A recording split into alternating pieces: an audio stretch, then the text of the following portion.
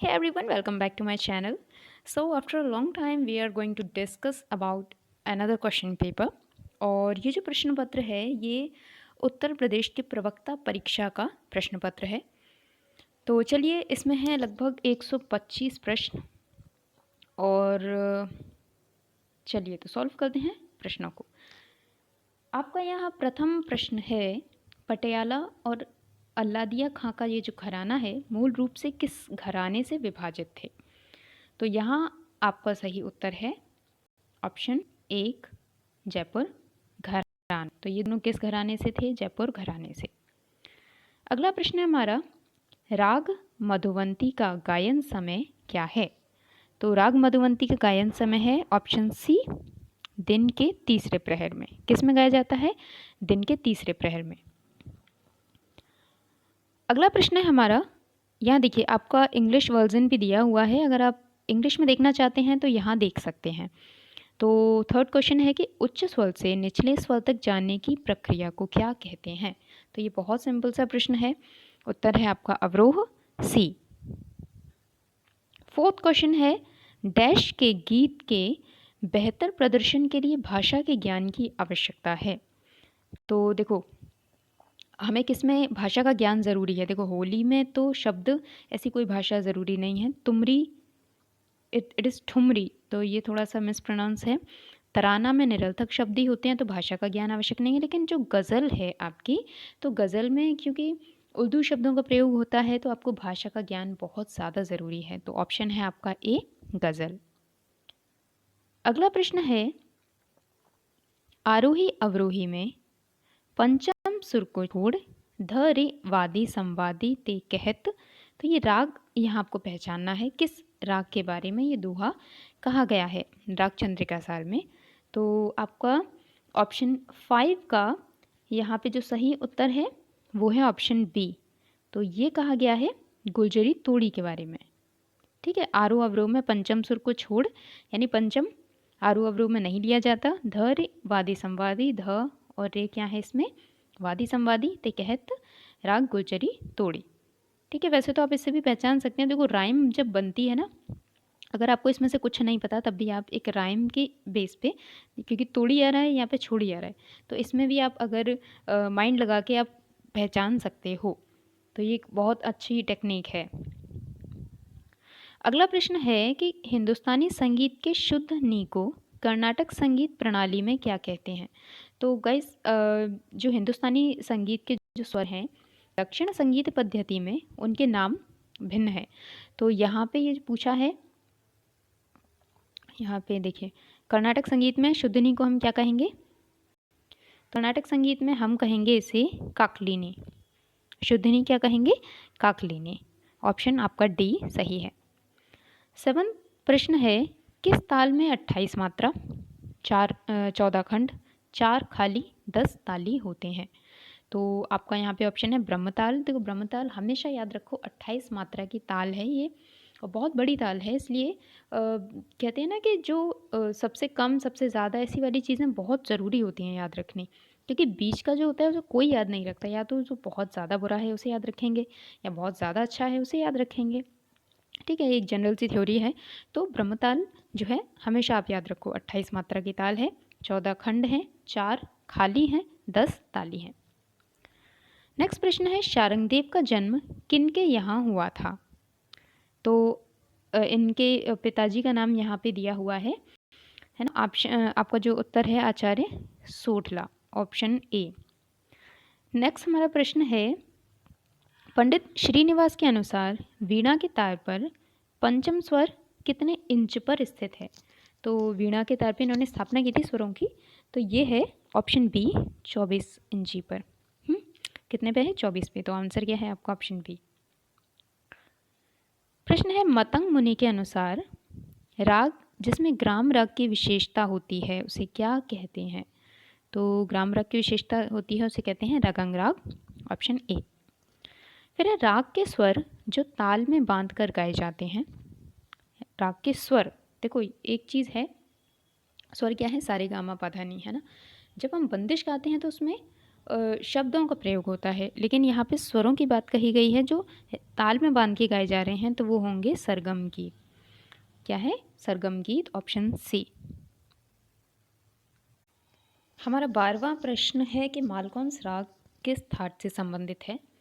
तो मालकौंस राग किस थाट से है, आप सभी जानते हैं, it is option B, Bhairavi से। 13 क्वेश्चन है कि निम्न में से किस संगीत शैली के प्रमुख गायक को उद्गाता कहा जाता है। तो देखो, सामवेद में संगीत का बहुत ज़्यादा हमें ऐतिहासिक विवरण प्राप्त होता है, और सामवेद में ही जो उद्गाता, प्रतिहलता, प्रस्तोता, इस प्रकार के जो संगीत गायक थे उनका नाम प्राप्त होता है। तो option C, Samaveda. Next question है कि राग में दूसरा सबसे महत्वपूर्ण स्वर है, कौन सा है? वादी, संवादी, अनुवादी या विवादी? Option B, संवादी। उत्तर क्या है? ऑप्शन बी, संवादी is the right answer. 15 question है, स्टाफ नोटेशन में स्वर का उपयोग किस साइन का प्रयोग करके लिखा जाता है। तो देखो, ये तो नहीं है, ये भी नहीं है, ये भी नहीं है। ये इस तरह का जो ओवल होता है, तो ओवल ऐसे होता है ना, लेकिन प्रयोग कैसे करते हैं? ऐसे, इस प्रकार से। तो ऑप्शन ए हमारा सही है। 16 क्वेश्चन है, राग गुलजरी तोड़ी का संवादी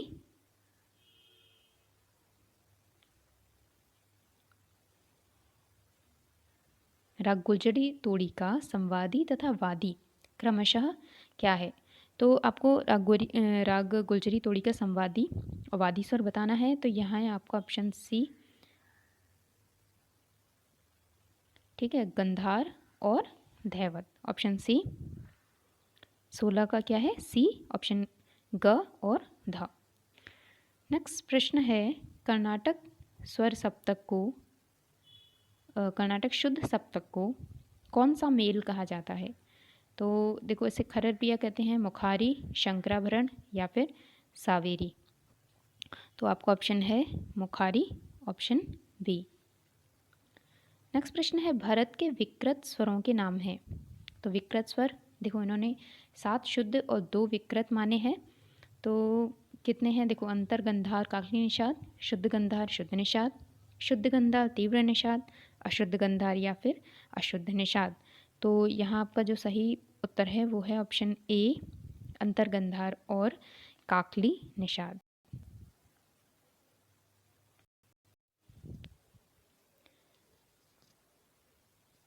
16 जो हमारा क्वेश्चन था, गुलजरी तोड़ी का संवादी और वादी क्रमशः यहाँ पे पूछा था। तो पहले संवादी और फिर वादी। तो यहाँ पे जो चारों ही ऑप्शन है, देखो वैसे गुलजरी तोड़ी जो है, एक तो तोड़ी थाट का राग है ना, तोड़ी थाट का राग है, शाडव इसकी जाति है, क्योंकि और जो इसका वादी संवादी है वो है धैवत और ऋषभ, ठीक है। तो वादी संवादी क्या है? धैवत और ऋषभ, और ये ऑप्शंस में कोई भी नहीं है, तो इसलिए यहाँ पे जो बोनस है आपको मिल सकता है। तो सही उत्तर है आपका धैवत और ऋषभ। फिर है 17th कर लिया हमने, 18th कर लिया, 19th। नाद का उच्च और निम्न परिवर्तन जो उसके कंपन के कारण होता है, ठीक है। नाद का उच्च और निम्न परिवर्तन जो कंपन के कारण होता है उसे हम कहते हैं, क्या कहते हैं? परिमाण, पिच, या फिर है ये टिम्बर, गूंज। तो इसमें सही उत्तर है आपका 19 का सी, इसे हम कहते हैं पिच। नेक्स्ट प्रश्न है, मत्त कोकिला महर्षि की वीणा में कितने ताल थे। मत्त कोकिला जो भरत की जो वीणा थी उसमें कितने ताल थे। तो ऑप्शन है आपका, प्रश्न 20 का उत्तर है आपका 21 सही। कितने ताल थे उसमें? 21। 21 क्वेश्चन है कि डैश इंगित करता है यदि छोटी रेखा के बीच एक रेखा नीचे खींची जाती है तो स्वर मध्य सप्तक सा है, ठीक है, ये प्रश्न है। तो यहाँ आपका जो सही उत्तर है वो क्या है? ऑप्शन ए, ट्रिपल क्लेफ, ठीक है, ट्रिपल क्लेफ। तो फिर हमारा नेक्स्ट प्रश्न है, यहाँ आपको राग की पहचान करनी है। म कोमल गंधार, म धैवत निषाद धैवत, तीनों ही कोमल हैं, मध्यम, फिर गंधार कोमल, फिर साप। तो यहाँ आपको सही उत्तर पहचानना है। ऑप्शन है आपका मालकौंस। ये स्वर संगति किसकी है? मालकोंस्की। अगला प्रश्न है तीती नाधी धीना। लयकारी की पहचान करनी है, बहुत सिंपल है। तो ऑप्शन आपको आप पहचान ही गए होंगे। ऑप्शन है इसका दुगुन। तो देखो जैसे अगर इसमें होता ती ती ना, अगर ये तीन एक संग होते तो क्या होता, तिगुन। अगर केवल ती होता तो एक गुण होती है ना। और अगर ये चार एक संग होते ती ना धी होता, ठीक है, तो क्या होता है यहाँ पे चौगुन। तो यहाँ पे दो दो हैं, दो का पेयर है, तो हम क्या कहेंगे यहाँ पे दुगुन। Option 2 B. प्रश्न 24, अगर रेगधा कोमल है और मध्यम तीव्र है तो थाट क्या होगा। तो रेगधा कोमल मध्यम तीव्र बचपन से ही हम पढ़ते आ रहे हैं संगीत में, तो ये होगा तोड़ी।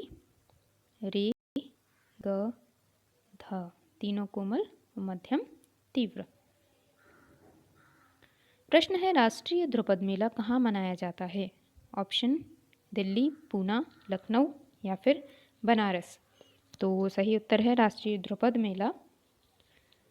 राष्ट्रीय ध्रुपद मेला कहाँ मनाया जाता है, ये आपका होता है बनारस में। Option D Banaras.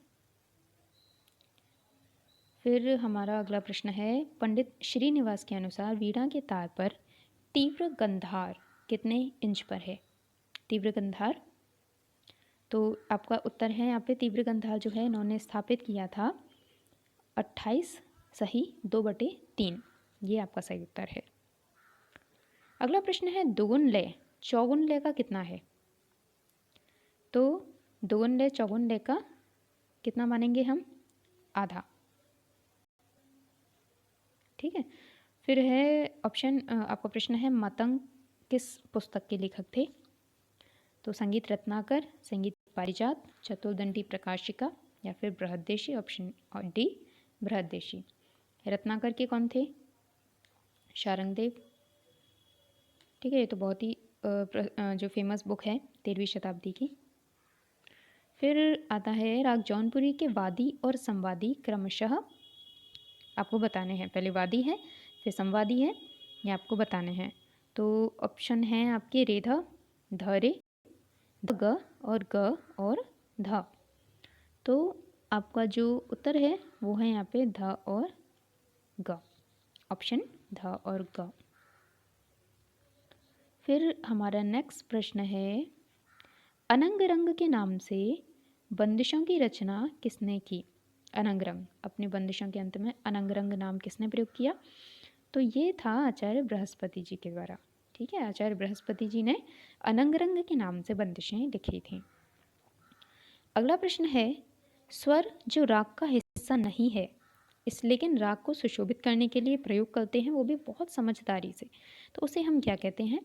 तो वादी, ये तो प्रमुख स्वर ही है। संवादी, ये वादी के बाद का जो स्थान है संवादी का। अनुवादी और फिर लास्ट में आता है विवादी। तो विवादी जो स्वर होता है वो राग का हिस्सा नहीं होता, लेकिन राग की सुंदरता को दिखाने के लिए विवादी स्वर का हम प्रयोग करते हैं। 32 क्वेश्चन है ये संज्ञा बास क्लेफ को इंगित करता है। तो बास क्लेफ इसमें से किस को कहते हैं, ये वाला जो साइन है वो बास क्लेफ का है। इस प्रकार से बना के 2 डॉट लगा देते हैं, ठीक है। और अगर हमसे पूछते हैं इस प्रकार से ये जो संज्ञा होती है ये कौन सा होता है, triple clef. It is called triple clef and what is it, this is bass clef. चलो नेक्स्ट प्रश्न है भिन्न को चुनना है, चतुरस्र, तिस्त्र, मिश्र या फिर अखंड। तो अखंड नाम से तो कोई ऐसी जाति है नहीं है, तो यहाँ जो हमारा सही उत्तर है वो है अखंड, क्योंकि भिन्न को चुनना है ना। तो तिस्त्र होती है, चतुस्त्र होती है, मिश्र होती है, इसके अलावा कौन सी होती हैं, खंड होती है और क्या होती है, संकीर्ण। तो ये 5 ये जो जातियाँ हैं इनके प्रकार हैं। और सप्तसूलादि तो जो ताल आपने पढ़ी हैं, ध्रुव, मठ, रूपक, झंप, त्रिपुट, अठ, एक, है ना। तो इस प्रकार से ये ध्रुव, मठ आदि जो ताल होती हैं, तो इसी प्रकार इन 5 जातियों के माध्यम से इन 7 तालों को हम गुणा करते हैं तो ये 35 ताल बन जाती हैं। कितनी बनती हैं, 35।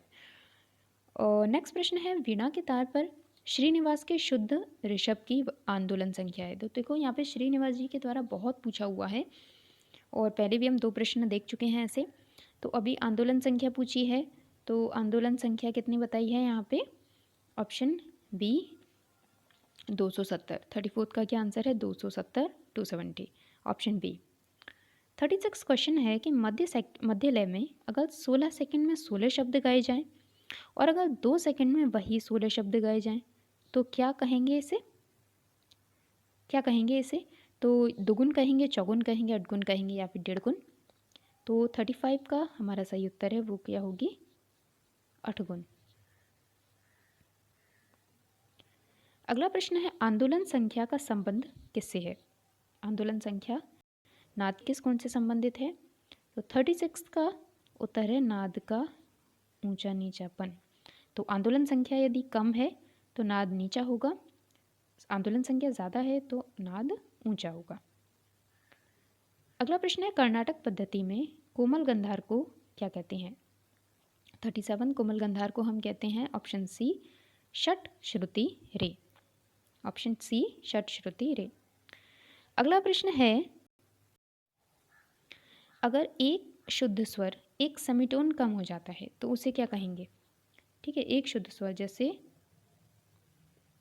जैसे हमारे पास है अगर शुद्ध ऋषभ है ना, ये क्या है? होल टोन है, मतलब पूरा है, एक मेजर टोन है। तो अगर हमने इसमें से एक श्रुति माइनस कर दी तो ये आ जाएगा अपने से नीचे स्थान पे और ये क्या हो जाएगा? रे कोमल, रे कोमल हो जाएगा। तो अगर एक सेमीटोन कम हो जाता है तो क्या हो जाता है? ऑप्शन बी कोमल। 39 प्रश्न है, फिर से एक स्वर संगति दी हुई है और आपको पहचाननी है ये किस भाग से संबंधित है। तो 39 का जो सही उत्तर है वो है ऑप्शन डी जौनपुरी। फिर है दिए गए संयोजन में किसमें समान संख्या में मात्रा और खंड हैं? तो यहाँ आपका जो सही उत्तर है तीनों ताल हैं वो उसमें समान संख्या है, यानी विभाग की समान संख्या है, समान मात्रा है, समान खंड हैं। तो ऑप्शन है आपका सी पंजाबी, तिलवाड़ा और त्रिताल, ये आपका जो समूह है बिल्कुल सेम है। अगला प्रश्न है जिस स्वर से जाति गायन शुरू होता है, जिस स्वर से जाति गायन शुरू होता है उसे क्या कहते हैं? तो पहले भरत के काल में जाति गायन ही प्रचलित था, है ना, राग गायन की जो प्रथा है वो तो बहुत बाद में आई है।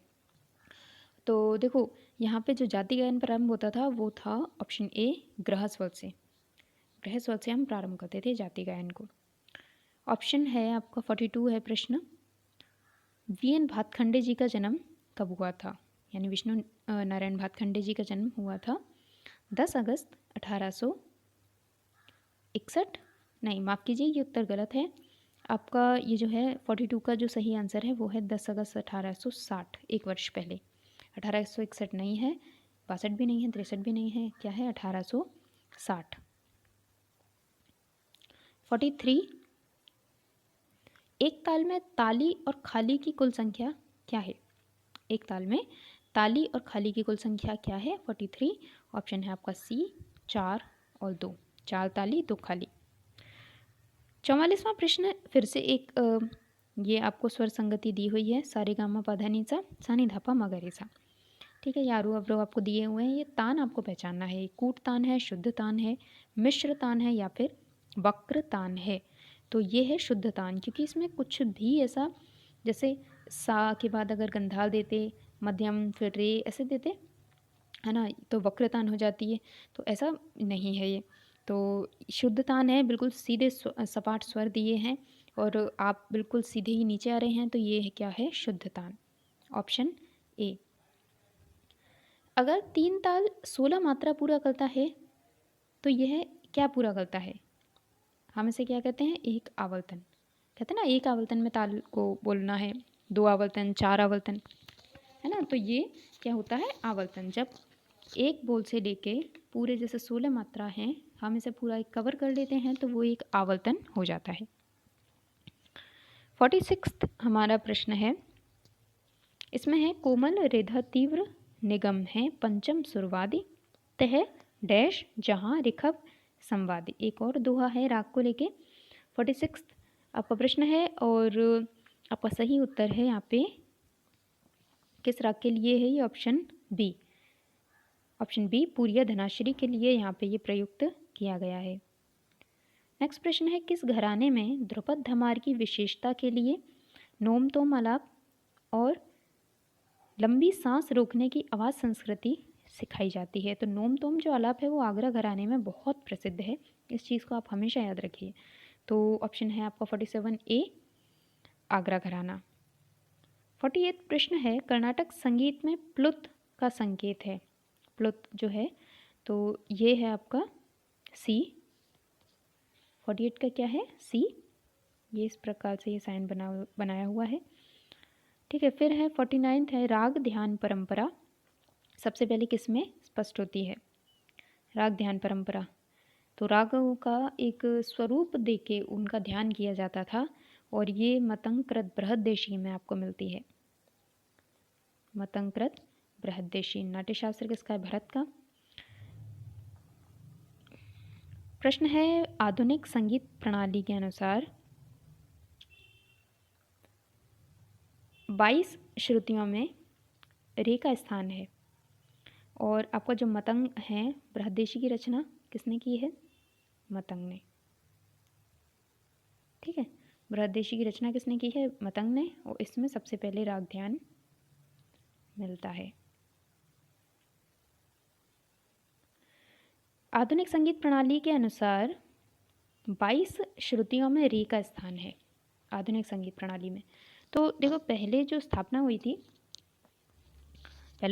हुई थी वो श्रुति के जो अंतिम स्थान था, श्रुति का जो अंतिम स्थान था, है ना।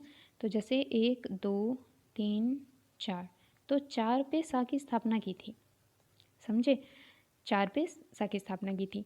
लेकिन जब आधुनिक काल आया, आधुनिक काल में जो जैसे विष्णु नारायण भातखंडे जी थे, तो इन्होंने क्या किया, श्रुति के पहले स्थान पे स्वर की स्थापना की। तो इन्होंने जैसे 1 नंबर पे तो यहाँ सा आ जाएगा, तो अब 1 2 3 4 ये तो सा की श्रुतियाँ हो गई। अब 5वां जो आएगा उस पर होएगा रे, तो 5वां हमारा क्या हुआ उत्तर? सही उत्तर क्या हुआ? 22 श्रुतियों में रे का स्थान है 5। 51 क्वेश्चन है, आमद किस नृत्य विधा का पारिभाषिक शब्द है? तो आमद आप जानते हैं कथक में प्रयोग किया जाता है, ऑप्शन बी कथक। 52 हमारा प्रश्न है, धा धा दिनता किट धा दिनता तिट कत गदिगन। ये ताल आप पूछी है और बहुत सिंपल है ये भी, ताल को पहचानना है आपको। सही उत्तर है आपका चार ताल, धा धा दिनता किट धा दिनता तिट कत गदिगन, ऑप्शन सी चार ताल। फिर अगला प्रश्न है, जाति गायन में वह स्वर जिस पे गीत समाप्त होते थे। तो अभी देखो प्रश्न पूछा था कि जिससे प्रारंभ होते थे, तो वो क्या था? किस स्वर से प्रारंभ करते थे हम? ग्रह स्वर से। अब पूछा है अंतिम जो स्वर था, यानी अंतिम जो होता था किस पे समाप्त करते थे? वो था न्यास का स्वर। 53 ऑप्शन सी न्यास। नेक्स्ट प्रश्न है, प्राचीन काल में उल्लिखित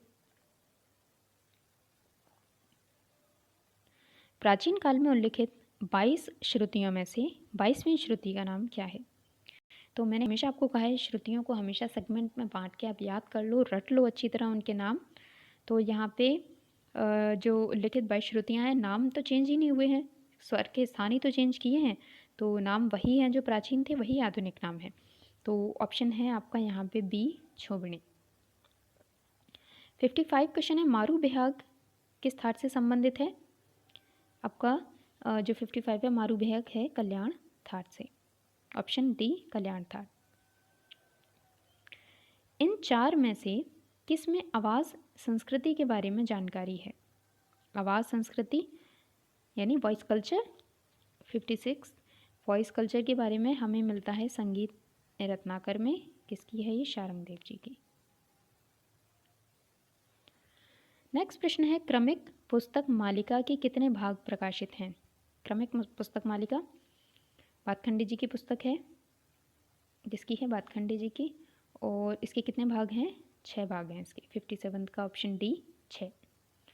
अगला प्रश्न है, कूटतान और शुद्धतान के संयोग को क्या कहा जाता है?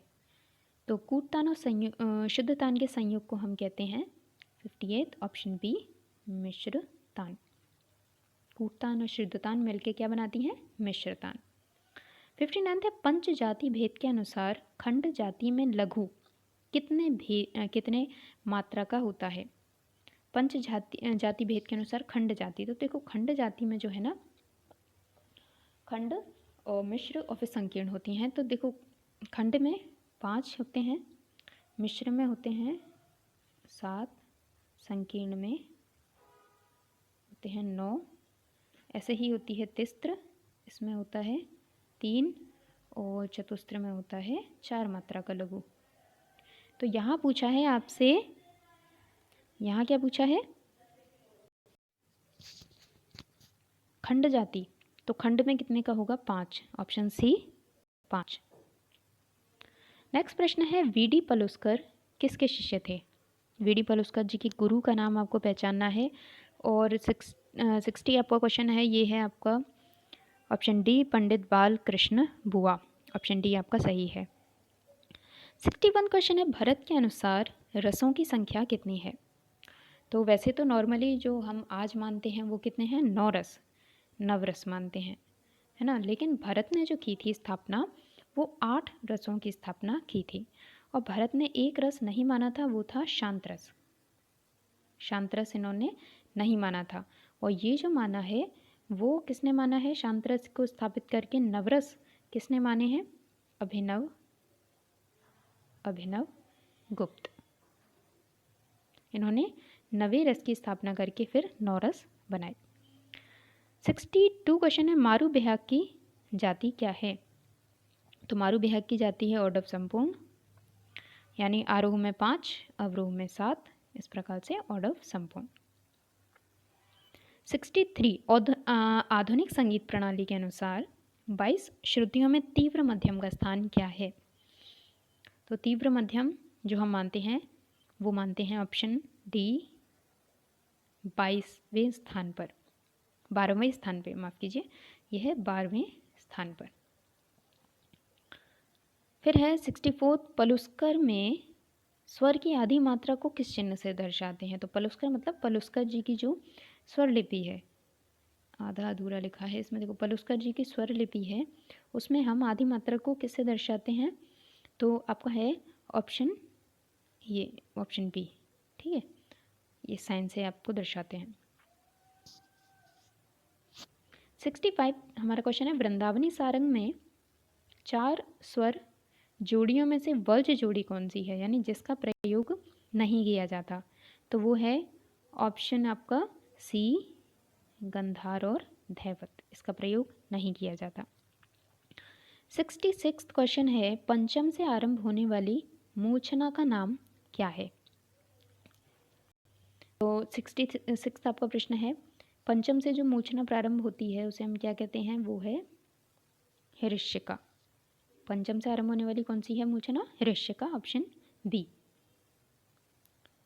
67 है, राग में कुछ स्वरों को थोड़ी देर के लिए गाया जाता है लेकिन छोड़ा नहीं जा सकता क्योंकि इससे राग को हानि हो सकती है, तो उसे क्या कहते हैं, अभ्यास मूलक अल्पत्व।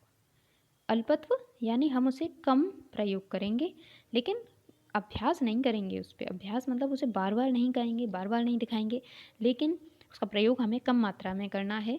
तो अल्पत्व, अभ्यास मूलक अल्पत्व, ऑप्शन बी। 68 है, पंडित बीडी पलुस्कर द्वारा 4 में से कौन सा ग्रंथ नहीं लिखा गया, बीडी पलुस्कर जी के द्वारा। तो बाकी हो अभिनव राग मंजरी जो है 68 का जो क्वेश्चन है,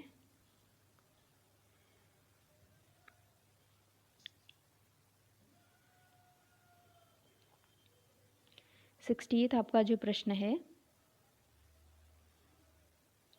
उसमें क्या है, जो अन्य पुस्तक हैं, देखो बाल बोध लिखी थी इन्होंने, भजन मृथलहारी लिखी थी, राग प्रवेश भी लिखी थी, अभिनव राग मंजरी इन्होंने नहीं लिखी, तो ऑप्शन बी है अभिनव राग मंजरी।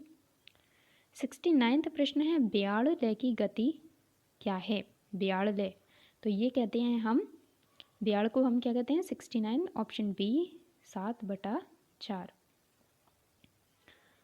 70 जो प्रश्न है वो हमारा क्या है, गले में अंतर के कारण आवाज़ में जो अंतर होता है उसे क्या कहते हैं, उसे कहते हैं हम काकू, ऑप्शन बी। तो काकू के ऊपर मैंने ऑलरेडी वीडियो पहले ही बनाया हुआ है, आप जाके देख सकते हैं, प्लेलिस्ट में अवेलेबल है और बहुत अच्छी तरह मैंने काकू को वहाँ समझाया है, तो आप उसे देख सकते हैं। फिर अगला प्रश्न है 71। एक गीत के शुरुआत में राग को रखने के लिए स्वर की प्रारंभिक धीमी अभिव्यक्ति क्या कहलाती है? तो राग जब स्टार्ट करते हैं तो हम राग का स्वरूप दिखाते हैं कि इसमें किस प्रकार से स्वरों का लगाव है, कौन से स्वर प्रयुक्त किए गए हैं, वो क्या कहलाती है चीज़? वो कहती है आलाप। आप राग शुरू करते ही तान थोड़ी ही लेते हो, आप मुर्गी थोड़ी ही लेते हो, सरगम थोड़ी गाते हो, आलाप ही तो करते हो। तो चाहे वो बोल आलाप हो सकता है, चाहे वो स्वरों में आलाप हो सकता है, ठीक है। तो ऑप्शन सी आलाप।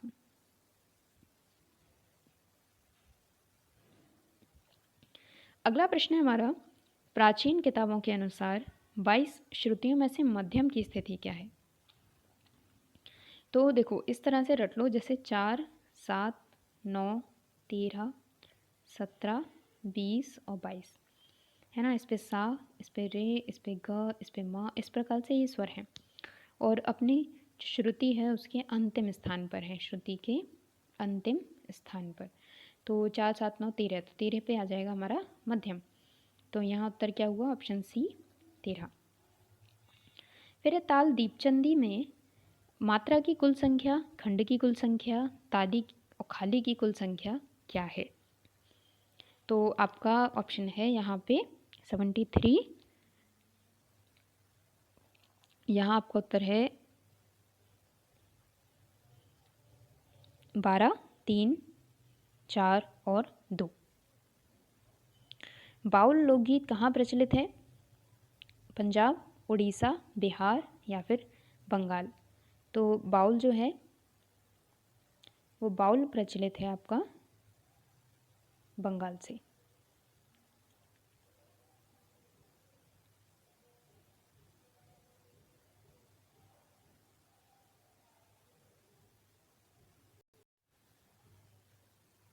अगला प्रश्न है कि कर्नाटक ताल पद्धति में खाली की कोई अवधारणा नहीं है, यानी उसमें कोई खाली नहीं मानते हैं।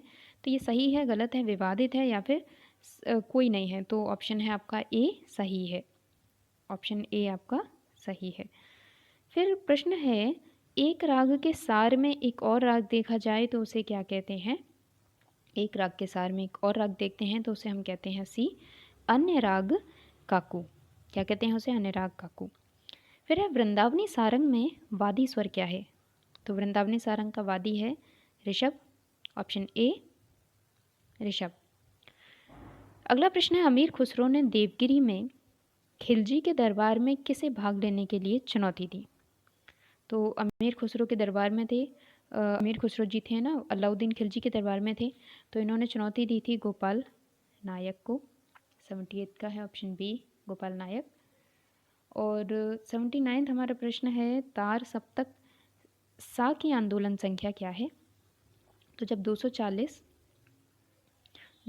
हमारी मध्य सप्तक के सा की है तो जस्ट इसकी डबल होगी 480 और वो क्या होगी? तार सा। तो ये ऑप्शन है डी तार सा। अगला प्रश्न है, रात 12 और सुबह 12 के बीच जो राग गाए जाते हैं, जो समय सिद्धांत है रागों का, उसके अनुसार हम क्या कहेंगे? तो वो कहलाते हैं ऑप्शन बी उत्तरांग राग। ठीक है, इसे हम क्या कहते हैं? उत्तरांग राग।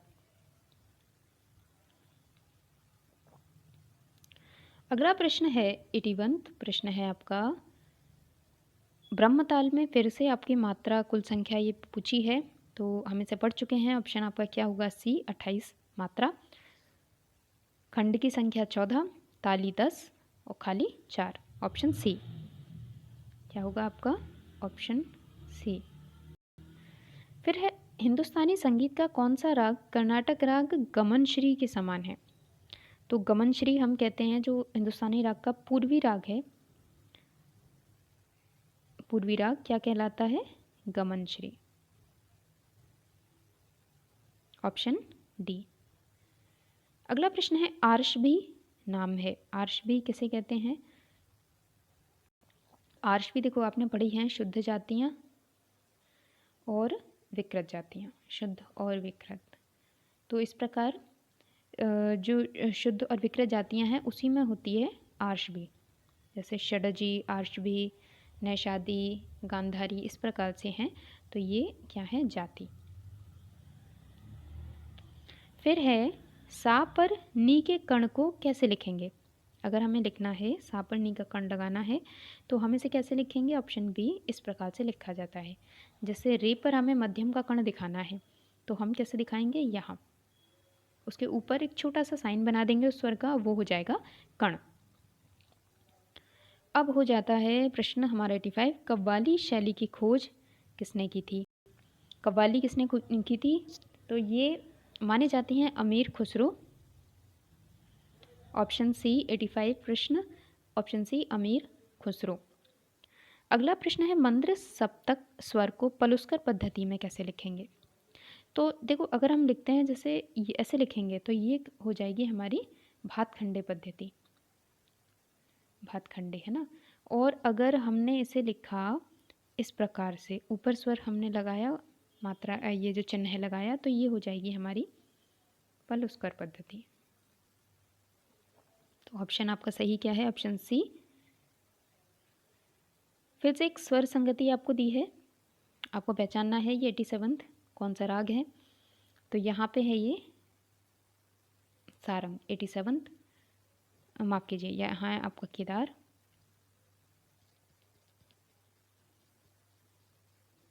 ठीक है, ऑप्शन है आपका बी, केदार। अचल स्वर, अचल स्वर पूछा है। अचल स्वर मतलब होता है जो अपने स्थान से ना तो नीचे जाएगा ना ही ऊंचा जाएगा, ये बिल्कुल अपने स्थान पे बिल्कुल ऐसा ही अडिग रहता है। तो वो क्या होता है? अचल स्वर कितने हैं?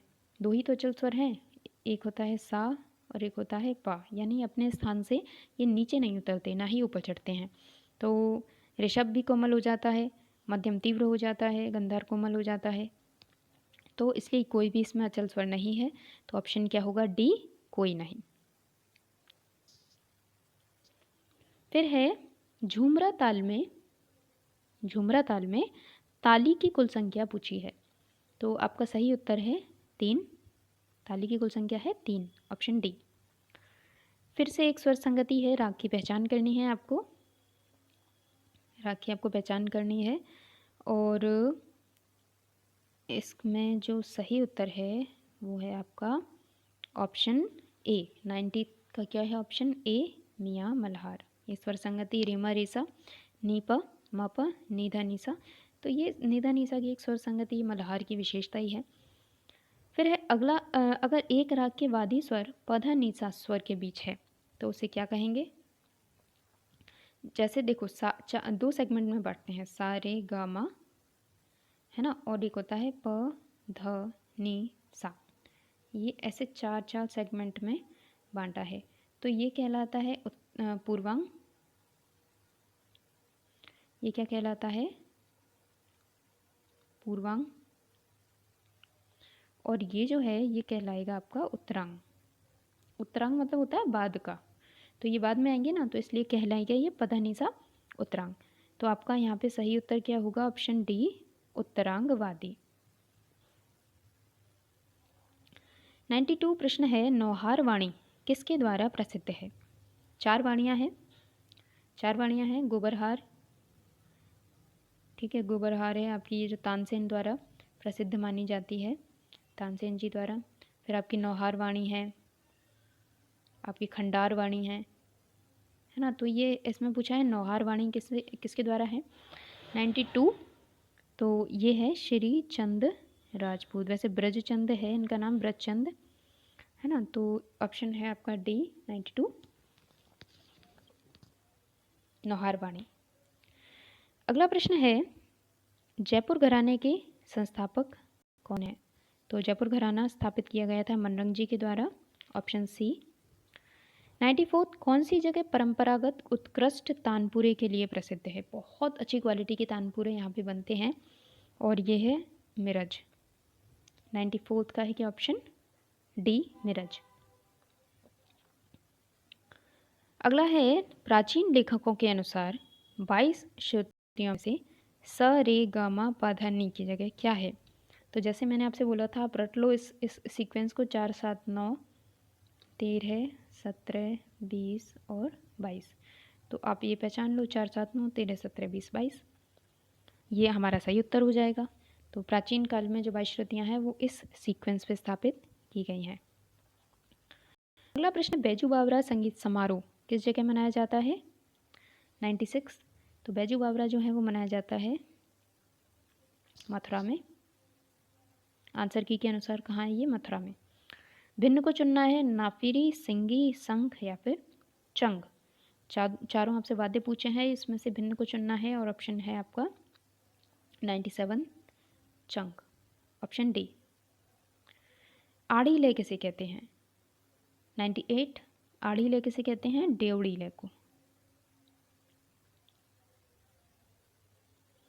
ऋषभ से पंचम तक की मीण का उच्चारण किस राग को स्पष्ट करता है? जब हम ऋषभ से डायरेक्ट पंचम पे जाते हैं मीण की सहायता से, तो वो होता है मल्हार में। तो ऑप्शन आपका यहाँ हो जाएगा मियाँ मल्हार, ऑप्शन सी। फिर ऑप्शन है आपका, प्रश्न है 100 और यह है संगीत रत्नाकर के किस अध्याय में निबद्ध अनिबद्ध का वर्णन है? तो यहाँ पे आपका उत्तर है प्रबंध अध्याय में। राग विवेकाध्याय, स्वर्गताध्याय, इस प्रकार से तालाध्याय, वाद्याध्याय, इस प्रकार इन्होंने बांटा हुआ है। अच्छा, एक चीज़ है, संगीत रत्नाकर को सप्ताध्यायी भी बोलते हैं। सप्ताध्यायी क्यों? क्योंकि इन्होंने अपने ग्रंथ को टोटल 7 अध्यायों में बांटा है, इसलिए इसे सप्ताध्यायी भी कहते हैं। और यहाँ जो आपका उत्तर है वो क्या है? प्रबंध अध्याय, ऑप्शन बी।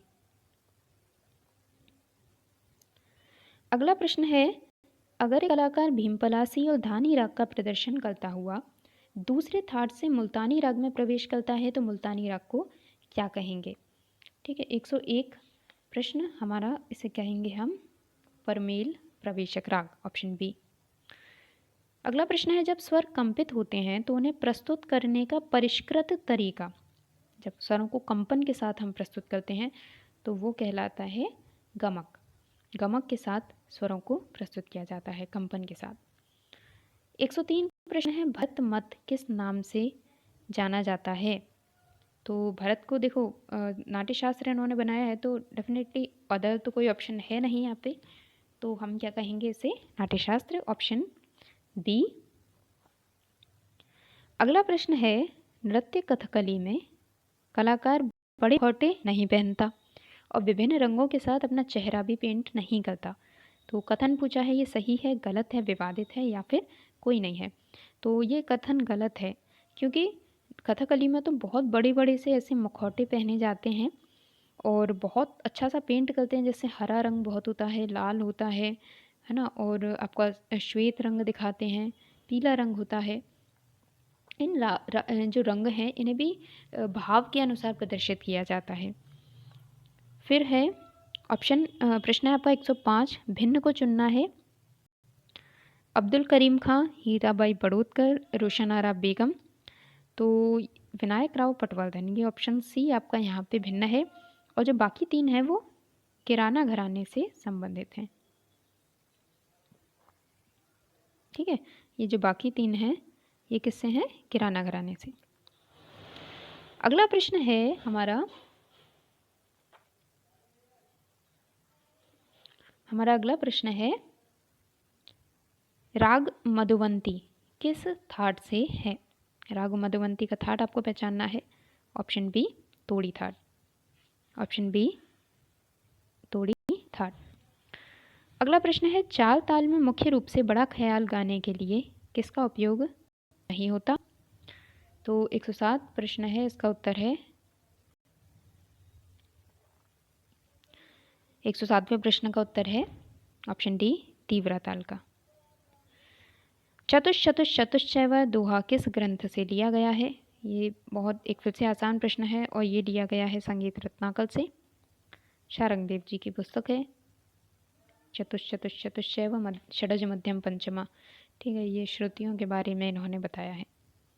अगला प्रश्न है, भरत मत में रागिनी की कुल संख्या कितनी है? भरत मत में रागिनी की कुल संख्या है 30, ऑप्शन बी। फिर है लंबी लकड़ी के टुकड़े जो तुम्बे से जुड़ा होता है। तुम्बा कुछ ऐसा प्रकार का होता है ना, ऐसा तुम्बा है ना। और जैसे देखो तुम्बा है ना, और क्या कहते हैं उसे, मेरू, डांड, तार गहन या गुल। तो जैसे इस प्रकार से ये तुम्बा हो गया और ये ऐसे यहाँ जुड़ा होगा, ये इस प्रकार से यहाँ जुड़ा होगा, ठीक है। और ऐसे करके फिर यहाँ पे ऐसे खूंटियाँ होती हैं, यहाँ पे ऐसे ताल जाते हैं। ये ड्राइंग मेरी इतनी अच्छी भी नहीं है ना। यहाँ पे ये जुड़े होते हैं, तो इस प्रकार से ये होता है। तो ये जो हिस्सा है आपका, ये जो पूछा है, तो ये क्या है, डांड, लंबी लकड़ी का टुकड़ा जो तुम्बे से जुड़ा होता है उसे क्या कहते हैं हम, डांड। अगला प्रश्न है, अहोबल किस पुस्तक के लेखक थे। अहोबल की रचना आपको पहचाननी है। ऑप्शन बी है संगीत पारिजात, अहोबल संगीत पारिजात। अगला प्रश्न है, अगर एक स्वर और एक और स्वर के साथ मिश्रित हो जाए तो आदि मात्रा काल के समय में जो स्वर उत्पन्न होगा उसे हम क्या कहेंगे। तो उसे हम कहेंगे लीन गमक, क्योंकि एक स्वर जो है वो दूसरे में लीन हो जा रहा है, वो उस स्वर के साथ मिश्रित हो रहा है। तो वो हो जाएगा 112 का प्रश्न का उत्तर है सी, लीन गमक।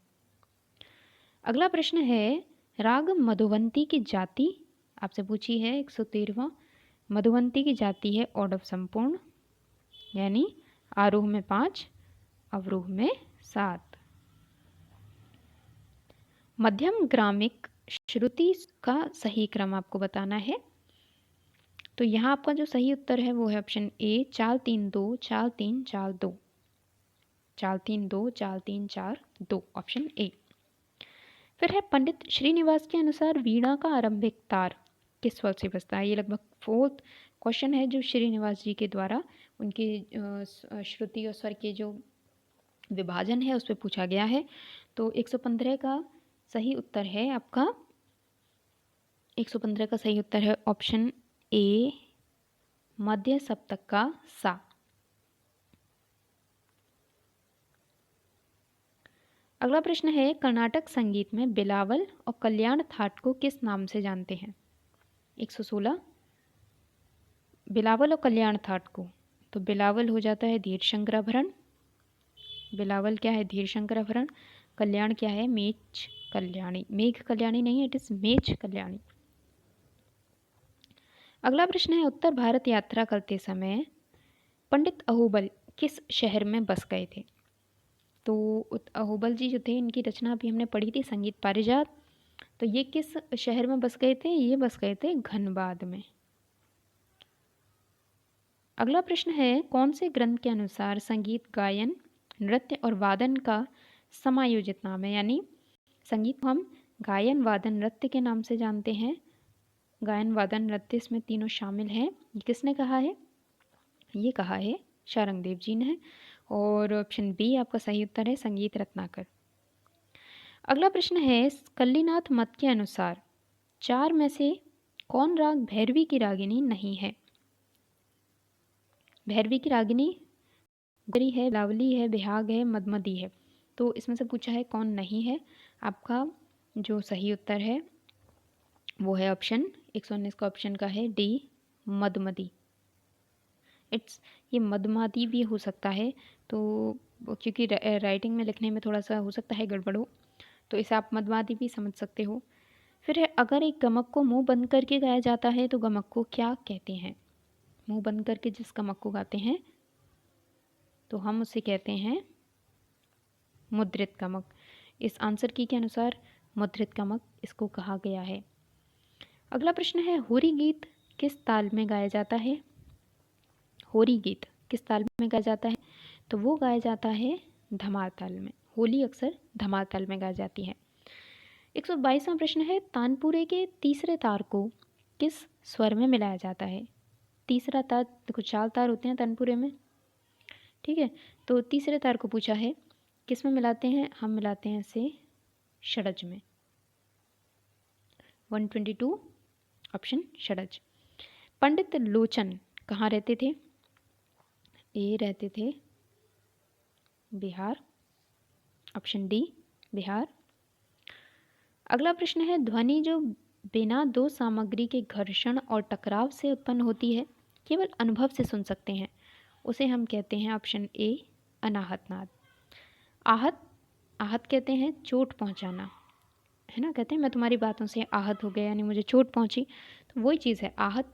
हम दो चीज़ों में घर्षण करेंगे तब वो नाद उत्पन्न होगा, लेकिन यहाँ पे बिना किसी घर्षण के है, तो ऐसा कोई घर्षण नहीं है, तो वो क्या होगा, अनाहत नाद।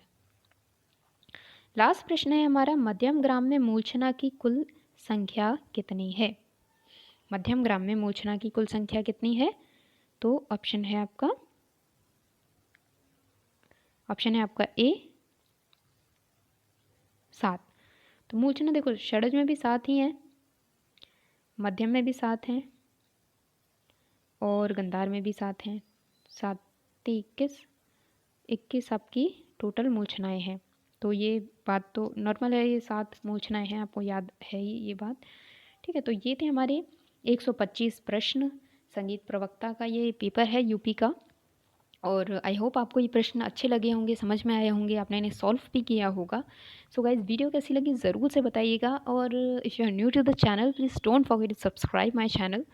और आप में से जितने भी लोगों ने नेट जेआरएफ का एग्ज़ाम इस बार क्लियर किया है, तो आई विश देम ऑल बहुत बहुत शुभकामनाएँ आपको।